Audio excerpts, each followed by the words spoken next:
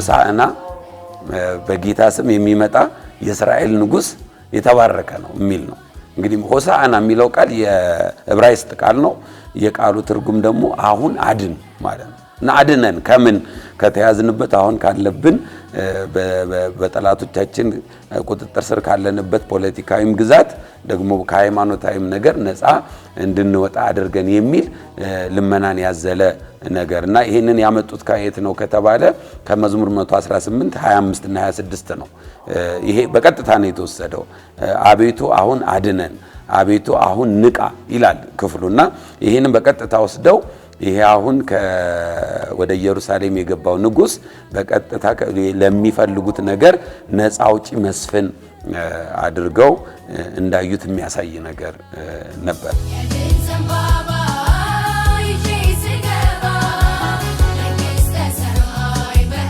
አዲስ ኪዳን ውስጥ ደግሞ ስንመጣ አዲስ ኪዳን በመጨረሻ እንደው ሰማይ ሁሉ የዘንባባ ዛፍ እንዳለ ወይም የዘንባባ ዝንጣፊ እንዳለ ሁሉ ይነግረናል። በዚህ በራእይ ምዕራፍ 7 ቁጥር 9 ላይ ከዚህ በኋላ አየሁ ይላል። እንግዲህ ያየውን ነገር የሚያስረዳው ዮሐንስ በሰማይ ያየውን ነገር ለማስረዳት ነውና አንዳች እንኳን ሊቆጥራቸው የማይችል ከነገድ ከቋንቋ ከህዝብ ከወገን የተከማቹ የዘንባባ ዝንጣፊ በእጃቸው የያዙ ነጭ ልብስ የለበሱ ሰዎች ነበሩ ይላል። እና ይሄ የሚያሳየው ምንድነው? የድል ምልክት ማለት ከመጡበት ቦታ እንደውም በኋላ ሲነግረው ምን ይላል? እነዚህ ከታላቁ መከራ የመጡ ናቸው ይላል።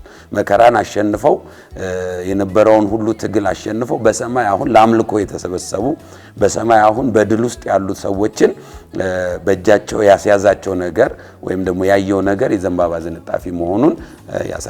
ስለዚህ በእስራኤል መጽሐፍ ውስጥ ወይም ደግሞ እስራኤል መጽሐፍ በመትለው ወይም እግዚአብሔርም ቃል በሆነው በእግዚአብሔር ቃል ውስጥ ዘንባባ የሚባለው ነገር ከአንድም ከሁለትም ከሶስትም በላይ የተጠቀሰ ጉዳይ እንደሆነ እናያለን።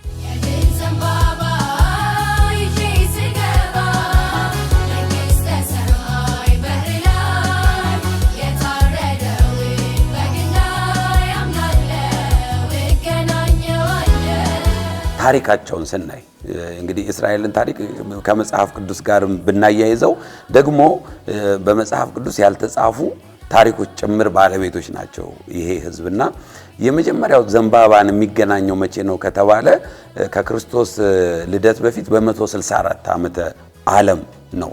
ይሄ ለነሱ አስጨናቂ ጊዜ ነበር።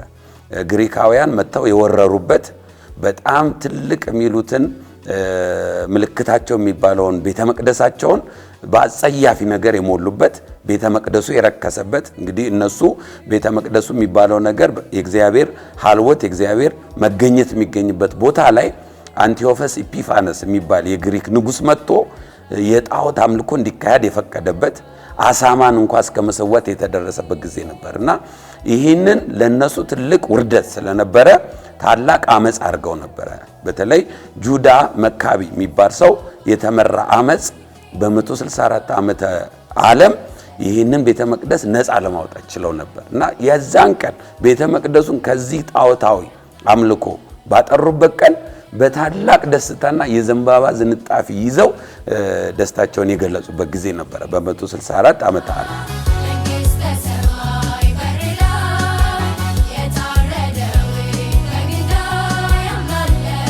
እንግዲህ ጀግኖች የሚባሉ ጦረኞች የሚባሉ በጣም የሚታወቁት ነገር እንግዲህ በእኛም ሀገር ይታወቃልና አንዳንድ ነገስታቶች የሚታወቁት ራሱ በፈረሳቸው ነው።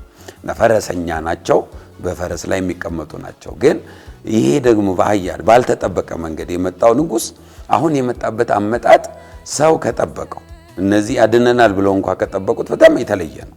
ምንም እንኳን ደቀ መዛሙርቱ በኋላ አስተዋሉ ይለናል መጽሐፍ ቅዱስ። በኋላ አስተዋሉ በነቢያት መጽሐፍ የተጻፈው ቃል እንደተፈጸመ አስተዋሉ ይላል።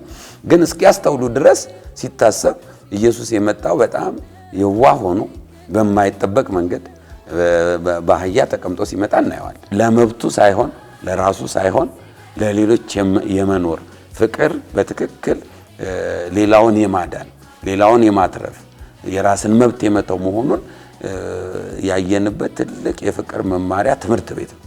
እንግዲህ ከዛ በኋላ የሆነው መስቀል በየትኛውም ኮሌጅ ገብተን ልንማር የማንችለውን ፍቅር ያስተማረ ነው። እሱ ስለኛ ነፍሱን አሳልፎ ሰጥቷልና በዚህ ፍቅርን አውቀናል ይላል መጽሐፍ ቅዱስና ፍቅርን የምንማርበት የመጨረሻው እንግዲህ ሕማማቱ የምንለው እሱ ነው።